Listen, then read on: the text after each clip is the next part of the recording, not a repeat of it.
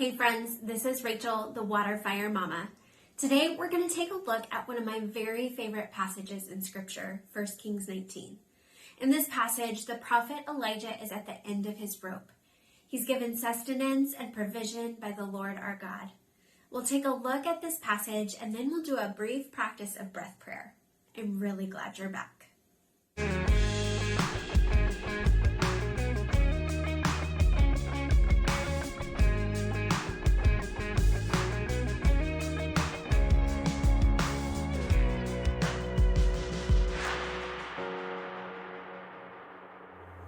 First Kings 19 picks up with the prophet Elijah right after a giant showdown between the true God of Israel, Yahweh, and the false god Baal.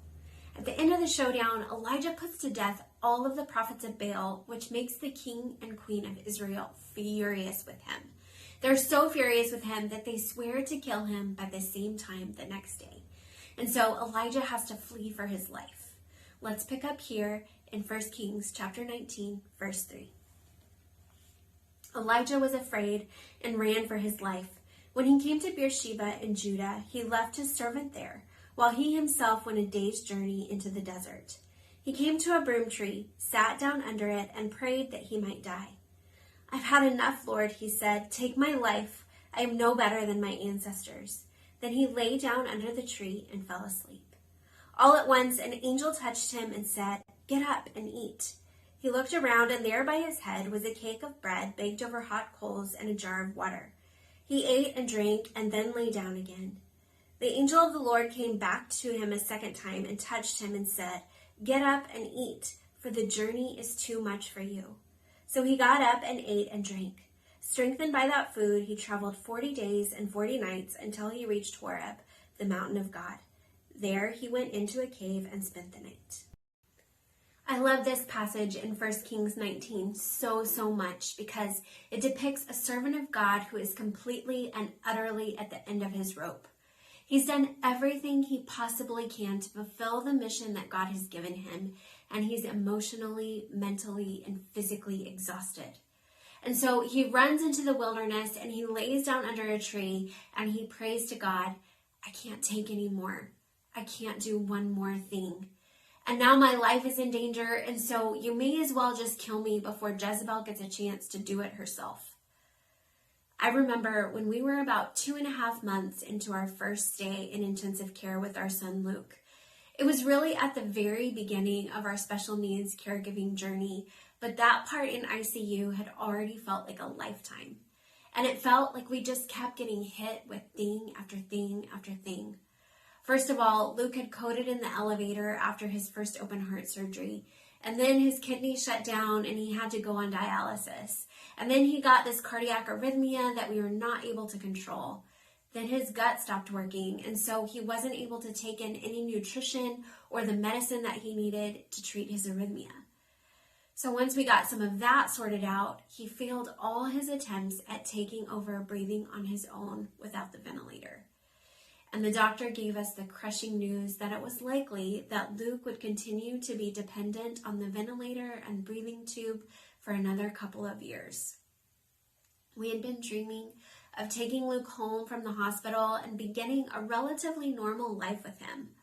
All those hopes were dashed, though, as we began to contemplate life with a baby who needed a trach, a ventilator, a feeding tube, and around-the-clock home health nursing. I remember walking around the outside in the hospital courtyard and praying to God, saying, "I can't take one more thing. I can't do another thing." Maybe as the caregiver for a high needs individual, you're at the end of your rope. You're physically, emotionally, and mentally exhausted, and your prayer sounds similar to Elijah's and to mine. "God, I give up. I can't do one more thing." So often, God doesn't answer our prayers exactly according to what we ask him. God didn't take Elijah's life that day, but he didn't allow Jezebel to kill him either. He still had work for Elijah to do. Instead, he let Elijah sleep. Then, after a while, the angel of the Lord wakes him, tells him to eat, and then lets him go back to sleep. The angel wakes him a second time, I love the tenderness that is evident in what he says to Elijah. Get up and eat because the journey is too much for you. Friends, this journey of constant caregiving is too much for us. We can't continue by our own strength indefinitely.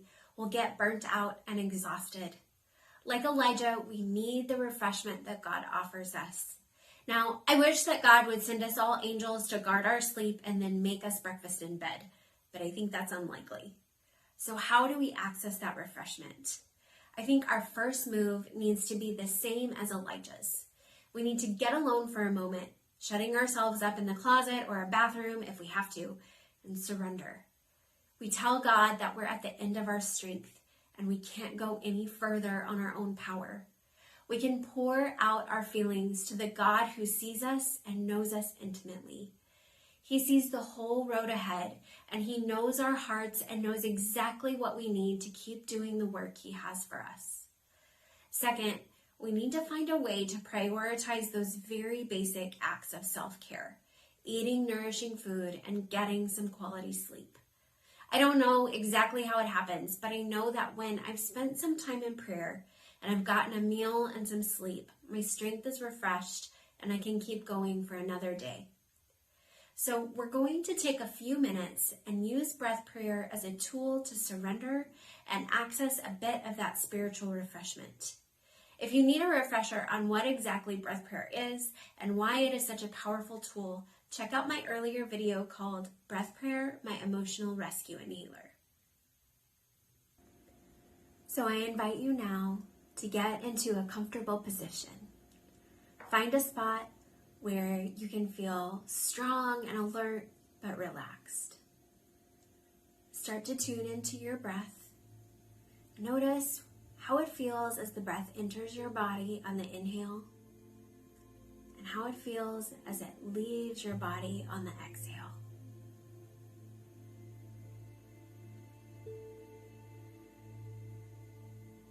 And now on this inhale, I want you to think, strengthen me with your love.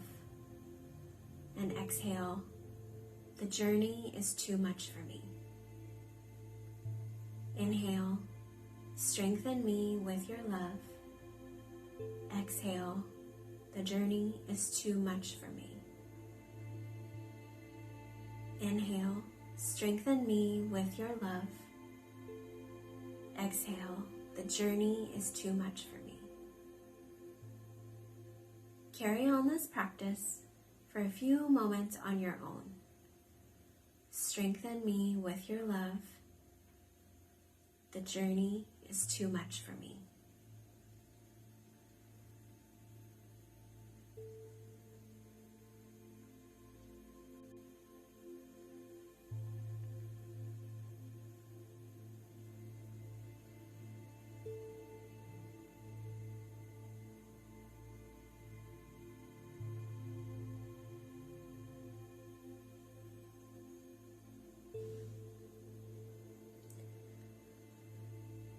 It's normal for our minds to wander as we get still and quiet and try to focus in on one thing. The idea is not to be perfect at keeping our minds focused, but to recognize when we tend to wander away and to bring it back to the breath, to the promise of Scripture. Strengthen me with your love. The journey is too much for me. Inhale, strengthen me with your love. Exhale, the journey is too much for me.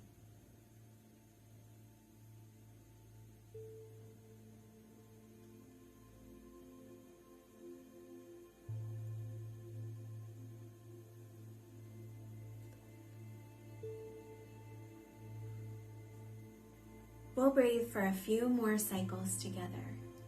Breathe in. Strengthen me with your love. Breathe out. The journey is too much for me. Inhale. Strengthen me with your love. Exhale. The journey is too much for me. Now take just a moment to start to come back to the room. You might want to wiggle your fingers and toes. Start to notice your surroundings. And then you can open your eyes whenever you're ready. You can take this breath prayer practice and use it anytime at any place that you're feeling exhausted or lonely. If you found this video helpful, please give it a like and subscribe to the Water Fire Mama channel so you don't miss a video.